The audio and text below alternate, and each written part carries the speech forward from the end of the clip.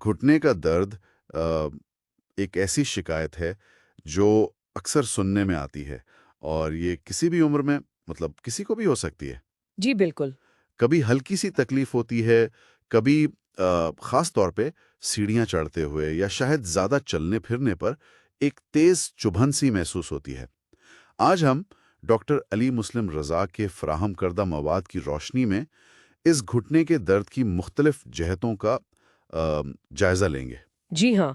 और इस जायजे का मकसद सिर्फ वजूहात गिनना नहीं है, बल्कि ये समझना है कि घुटने का जोड़ खुद कितना कितना पेचीदा है। दर्द की आम वजूहात क्या हो सकती हैं?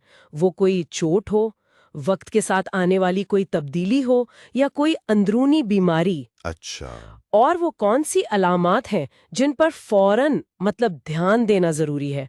गोया हम ये जानने की कोशिश करेंगे कि जिस्म इस दर्द के जरिए हमें क्या इशारा दे रहा है। ठीक। तो आइए सबसे पहले घुटने के जोड़ की साख्त को ही देखते हैं। ये सिर्फ हड्डियों का जोड़ नहीं लगता, ये तो काफ़ी पेचीदा निज़ाम है। यकीनन। देखें, इसमें 3 अहम हड्डियां हैं। एक तो फीमर यानी रान की हड्डी, जी। फिर टिबिया पिंडली की हड्डी, और पटेला जिसे घुटने की चुपनी भी कहते हैं। हम्म। उन हड्डियों को आपस में जोड़ने और इस्तेहकाम देने के लिए 4 अहम लिगामेंट्स हैं। ये मजबूत पट्टियां सी होती हैं, जैसे एसीएल, पीसीएल, एमसीएल और एलसीएल। अच्छा। उनके दरमियान गद्दियों की तरह 2 मेनिस्कस होते हैं। ये कार्टिलेज के बने होते हैं और ये वो झटके जज्ब करते हैं। अच्छा, शॉक अब्जॉर्बर की तरह। बिल्कुल, बिल्कुल। फिर अहम पट्टे हैं, जैसे क्वाड्रिसेप्स जो रान के सामने वाले पट्टे हैं, और हैमस्ट्रिंग्स जो पिछले पट्टे हैं, और उनके टेंडन्स जो उन्हें हड्डियों से जोड़ते हैं। ओह। ये सब मिलकर वजन उठाने, हरकत करने और तवाजुन बरकरार रखने में मदद देते हैं। तो इस पेचीदगी का मतलब ये है कि दर्द इनमें से किसी भी हिस्से में किसी भी खराबी की वजह से हो सकता है। वाकई काफ़ी सारे हिस्से मुलव्वस हैं। तो फिर ये दर्द होता क्यों है? मतलब इसकी बुनियादी वजूहात क्या हो सकती हैं? अच्छा सवाल है। हम वजूहात को समझने के लिए इन्हें कह लें 3 बड़ी अक़साम में बाँट सकते हैं। ठीक है। पहली किस्म है ट्रॉमेटिक, यानी अचानक लगने वाली चोट या किसी हादसे की वजह से होने वाला दर्द। जैसे गिर जाना? जी, जैसे गिरने से, या खेल के दौरान कोई चोट लग गई, या किसी और हादसे में। इसमें लिगामेंट का फट जाना, जैसे एसीएल या एमसीएल टियर, या मेनिस्कस का फट जाना, अच्छा। जिसमें बाज़ोकात क्लिक जैसी आवाज़ भी आ सकती है, या फिर पटीला का अपनी जगह से सरक जाना, या फिर हड्डी का टूट जाना यानी फ्रैक्चर। इस किस्म का दर्द अचानक शुरू होता है, अक्सर साथ में सूजन भी होती है, और उमूमन वजह वो बिल्कुल वाज़ेह होती है। ठीक है। ये तो हुई अचानक चोट वाली बात। दूसरी किस्म क्या है? दूसरी किस्म है डिजेनरेटिव या ओवरयूज, यानी वक्त के साथ घुसाव या जोड़ के ज्यादा इस्तेमाल की वजह से होने वाला दर्द। ये आहिस्ता आहिस्ता बढ़ता है। हम्म। इसकी सबसे आम मिसाल है ऑस्टियोआर्थराइटिस, खास तौर पर ज्यादा उम्र के लोगों में।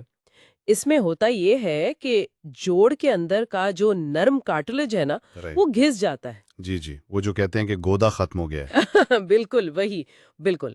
इसके अलावा पेटेलोफेमोरल पेन सिंड्रोम है, जो घुटने की चपनी के पीछे दर्द करता है, हम्म। और ये अक्सर दौड़ने वालों में होता है। हम्म।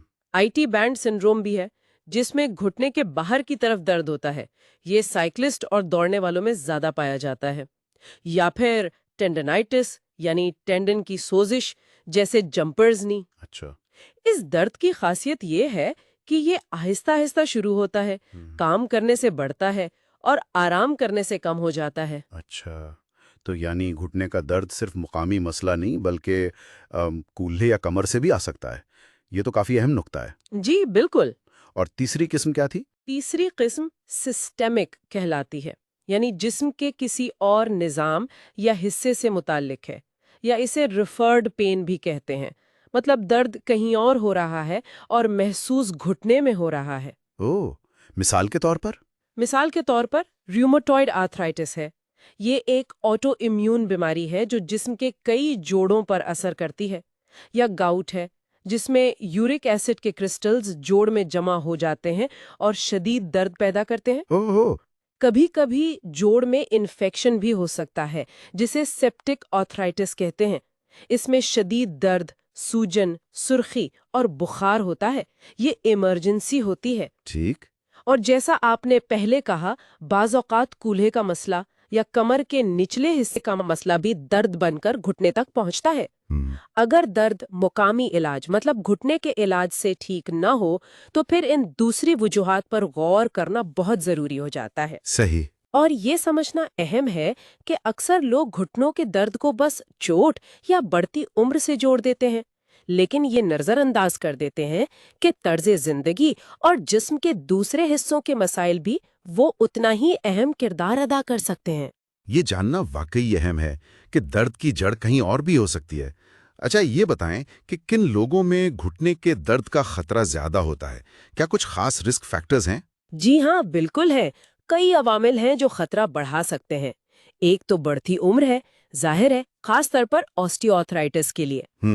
موٹاپا یہ بہت بڑا کردار ادا کرتا ہے، کیونکہ جسم کا ہر اضافی کلو گرام گھٹنوں پر کئی گنا زیادہ دباؤ ڈالتا ہے۔ اوہ، اچھا۔ جسم کی ساخت میں کوئی مسئلہ ہو، جیسے پاؤں کا چپٹا ہونا، فلیٹ فیٹ جسے کہتے ہیں، جی۔ یا کولہے کے پٹھے کمزور ہوں تو وہ بھی گھٹنوں پر غیر ضروری دباؤ ڈال سکتے ہیں۔ اسی طرح زیادہ بیٹھے رہنے کا طرز زندگی، اس سے پٹھے کمزور اور جوڑ سخت ہو جاتے ہیں۔ آج کل تو یہ بہت عام ہے۔ جی بالکل۔ اور کھلاڑیوں میں ٹریننگ کی غلط ٹیکنیک یا ضرورت سے زیادہ مشق وہ بھی چوٹ کا باعث بن سکتی ہے۔ تو ان باتوں کا خیال رکھنا چاہیے، لیکن وہ کون سی علامات ہیں جنہیں بالکل نظر انداز نہیں کرنا چاہیے؟ یعنی ریڈ فلیگز کیا ہیں جن کے ظاہر ہونے پر فوراً طبی مدد لینی چاہیے؟ جی، یہ بہت اہم سوال ہے۔ کچھ علامات ایسی ہیں جنہیں خطرے کی گھنٹی سمجھنا چاہیے۔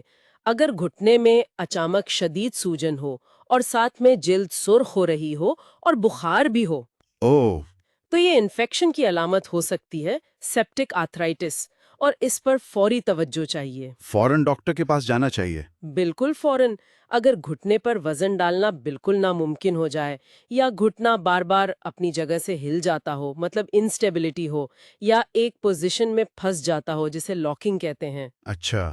یا کسی چوٹ کے بعد گھٹنے کی ظاہری شکل بگڑی ہوئی لگے، ڈیفارمیٹی نظر آئے، یا پھر درد مناسب آرام اور احتیاط کے باوجود 1-2 ہفتوں میں بہتر ہونے کے بجائے بڑھتا ہی جائے، تو فوراً ڈاکٹر سے مشورہ کرنا لازمی ہے۔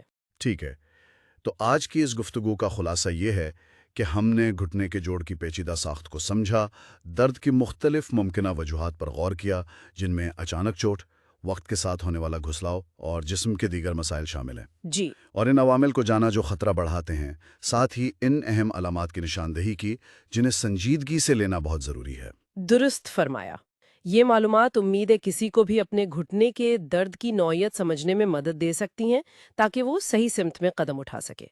اگلی نشست میں انشاءاللہ ہم علاج کے مختلف طریقوں پر بات کریں گے، گھر پر کی جانے والی مفید ورزشوں پر، اور ان صورتوں پر جب سرجری کی ضرورت پیش آ سکتی ہے۔ بالکل، اور جاتے جاتے ایک سوال غور کے لیے چھوڑ جاتے ہیں، یہ جو گھٹنے کا درد ہے، یہ صرف ایک جسمانی تکلیف نہیں، یہ کسی شخص کی روزمرہ زندگی میں آزادانہ نقل و حرکت، ان کے کام کرنے کی صلاحیت، اور یہاں تک کہ ان کی مجموعی خود اعتمادی پر کتنا گہرا اثر ڈال سکتا ہے۔